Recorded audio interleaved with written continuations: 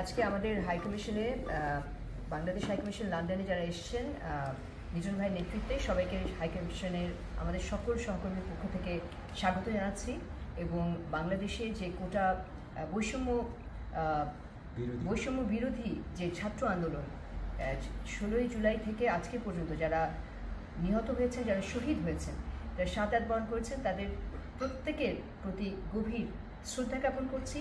এবং একই সাথে তাদের আত্মার মাগফিরাত কামনা করছি এবং তাদের শোক সন্তপ্ত পরিবার, তাদের সন্তানহারা বাবা মা সবার প্রতি আমাদের গভীর সমবেদনা জ্ঞাপন করছি।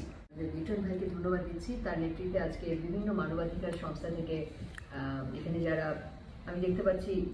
মানে নতুন প্রজন্মের ব্রিটিশ বাংলাদেশি যারা অনেক যুবক এবং মধ্যবয়স্ক আছেন, যে আমি এখানে যুবকদের বেশি দেখতে পাচ্ছি, তাদের বিভিন্ন মানবাধিকার সংস্থা, গণতন্ত্র এবং সুশাসনের জন্য সমস্ত মানবাধিকার সংস্থা, তাদের প্রতিনিধির সমন্বয়ে যিনি উনি আসছেন প্রতিনিধি দলের নেতা হিসেবে, আমি তাদেরকে বাংলাদেশ হাই কমিশন লন্ডনে স্বাগত জানাচ্ছি। লিটন ভাই যেটা বলেছেন যে এটা হচ্ছে রাষ্ট্রের সম্পত্তি এবং আমরা এখানে যারা কাজ করি তারা হচ্ছে প্রজাতন্ত্রের কর্মচারী। কাজেই আমাদের যখন আমরা প্রজাতন্ত্রের কর্মচারী হিসেবে কাজ নিই তখন আমাদের দায়িত্ব হচ্ছে রাষ্ট্রের জাতীয় স্বার্থ রক্ষা করা এবং রাষ্ট্রের যে পররাষ্ট্র নীতি সেটাকে বাস্তবায়ন করা, যে দেশে আমরা আছি। এবং আমাদের পররাষ্ট্র নীতির সবচেয়ে বড় এবং যুক্তরাজ্যের সাথে যে সম্পর্ক, তার মধ্যে সবচেয়ে গুরুত্বপূর্ণ যে পিলার সেটা হচ্ছে প্রবাসী ব্রিটিশ বাংলাদেশি। তারা কিন্তু দুটো দেশের মধ্যে একটা মানববন্ধন এবং তাদের সব রকমের সুযোগ সুবিধা, তাদের সব রকমের কষ্ট, তাদের সব রকমের ওয়েলফেয়ার, এটা হচ্ছে আমাদের, এবং তাদেরকে সব রকমের সেবা প্রদান, এটা হচ্ছে আমাদের 1 নম্বর কাজ। এবং বাংলাদেশ যেটা বাংলাদেশে যে বৈষম্য বিরোধী ছাত্র আন্দোলন, সেই ছাত্র আন্দোলনের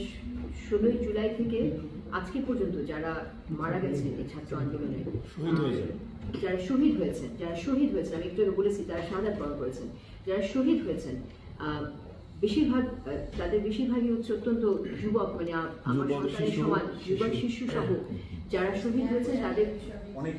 প্রতি তাদের মৃত্যুতে আমি গভীর শোক প্রকাশ করছি। অন্তর্বর্তীকালীন সরকার, আমরা হচ্ছে প্রজাতন্ত্রের কর্মচারী এবং প্রজাতন্ত্রের যে যারা নির্বাচিত সরকার হয়, যে কোনো পদ্ধতির মাধ্যমে অন্তর্বর্তীকালীন সরকার হচ্ছে, সে অন্তর্বর্তীকালীন সরকারের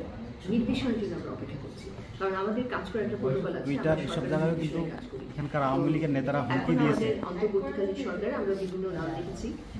আমরা আশা করছি যে মুহূর্তে অন্তর্বর্তীকালীন সরকার গঠিত হবে তাদের অন্তর্বর্তীকালীন সরকারের প্রতি আমাদের,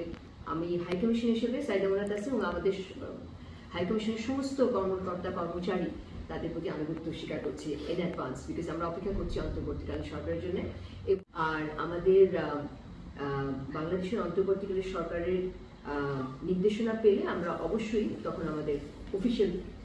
রিয়াকশন বা তখন আমরা দিব। এখন আমি সেটা অফিসিয়াল দিতে পারছি না, এখন বাংলাদেশের কোনো সরকার, এখন প্রবাসীদের সব দুঃখগুলো বোঝার চেষ্টা করেছি এবং এখানে যদি কোনো রকম অন্যায় হয়ে থাকে বা কার প্রতি অন্যায় করে থাকে, অন্তত আমি সবার পক্ষ থেকেই সরি চেয়ে দিচ্ছি,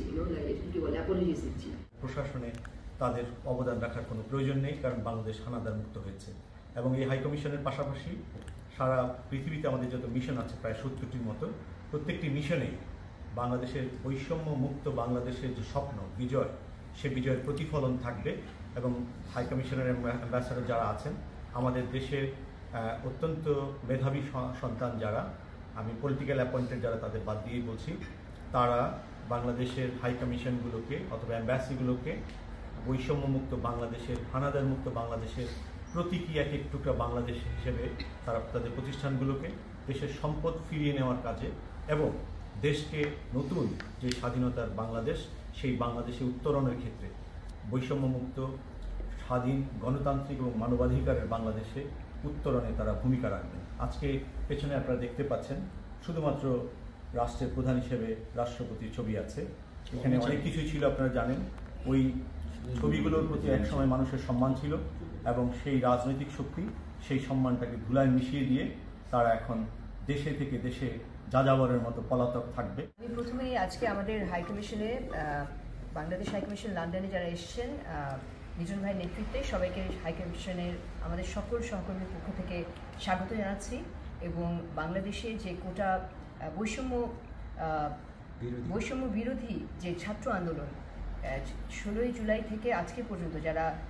নিহত হয়েছেন, যারা শহীদ হয়েছেন, যারা শাহাদাত বরণ করেছেন, তাদের